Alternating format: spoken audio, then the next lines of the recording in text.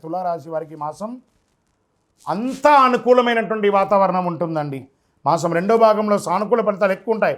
బృహస్పతి 5వ ఇంట్లో ప్రభావితం, 7వ ఇంట్లో సూర్యుడు ఈ నెల మొదటి భాగంలో ఉచ్చ స్థితిలో ఉంటాడు. చంద్రుడు ఎల్లప్పుడూ కదలికతో మిశ్రమంగా ఉంటారు. సమాజంలో పేరు ప్రఖ్యాతులు పెరుగుతుంది. మీకు పోయినటువంటి పేరు తిరిగి వస్తుంది. క్షమాపణ చెప్పి మరీ మీ దగ్గరికి వస్తారు. మిమ్మల్ని విభేదించిన వాళ్ళు ప్రభుత్వ పర్మిషన్ విషయంలో అసహనం అక్కర్లేదు, అన్నీ వచ్చేస్తాయి. సంతానం లేని వారికి సంతాన ప్రాప్తి. మిమ్మల్ని ఇప్పటి వరకు తప్పుగా అర్థం చేసుకున్న వారే పశ్చాత్తాప పొంది మీ దగ్గరికి వస్తారు. స్నేహితులు మీకు మద్దతు ఇస్తారు. వృత్తి ఉద్యోగాల్లో పనితీరులో అధికారులు సైతం ఆకట్టుకుంటారు.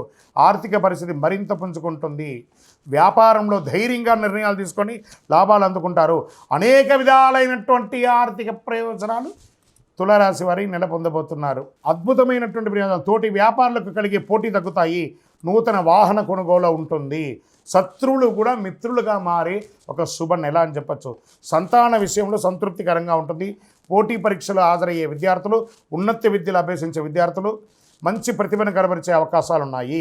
రీసెర్చ్ చేసే విద్యార్థులు కూడా అనుకూల ఫలితాలు పొందొచ్చు. కుటుంబ వాతావరణం చాలా బాగుంటుందని కూడా చెప్పచ్చు. కొన్ని వ్యవహారాలు మీరు తీసుకునే నిర్ణయాలు ప్రతి ఒక్కరు కూడా మిమ్మల్ని ప్రశంసించే అవకాశాలు బాగా కనబడుతున్నాయి.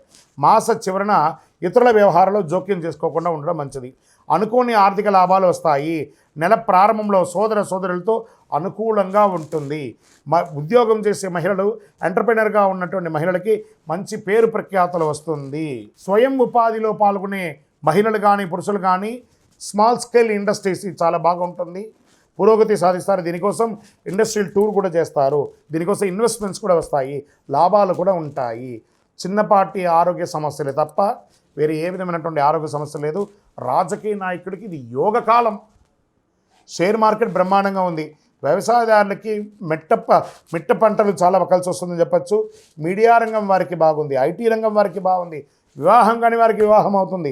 నూతన ఉద్యోగం కలిసి వస్తుంది. మే 1, 4, 8, 11 అదృష్ట సంఖ్యలు 2, 6. చంద్రాష్టమం 26/5/2025 1:40 మధ్యాహ్నం నుండి 28/5/2025 1:36 మధ్యాహ్నం వరకు చంద్రాష్టమం ఉంటుంది. కాబట్టి ఈ 2.5 రోజులు జాగ్రత్తగా ఉండి, వాహనం నడిపేటప్పుడు జాగ్రత్త, సంతకం పెట్టేటప్పుడు జాగ్రత్త, ఇతరులతో మాట్లాడేటప్పుడు జాగ్రత్త. మరి పరిహారం ఏమంటే ఆరోగ్యానికి సంబంధించి చక్కగా సూర్య భగవానునికి ఎర్రని మందారం పువ్వుతో ప్రార్థన చేయండి. కులదైవ ప్రార్థన, మీ ఇంటి ఇష్టవేళపు ప్రార్థన చేయండి. మీ యొక్క ఇంటి దేవుడి దగ్గర వెళ్ళి మీ వయస్సు ఎంత ఉందో అన్ని సంఖ్యతో మట్టి ప్రమిదలో ఒత్తులేసి నువ్వుల నూనెతో దీపం వెలిగించండి.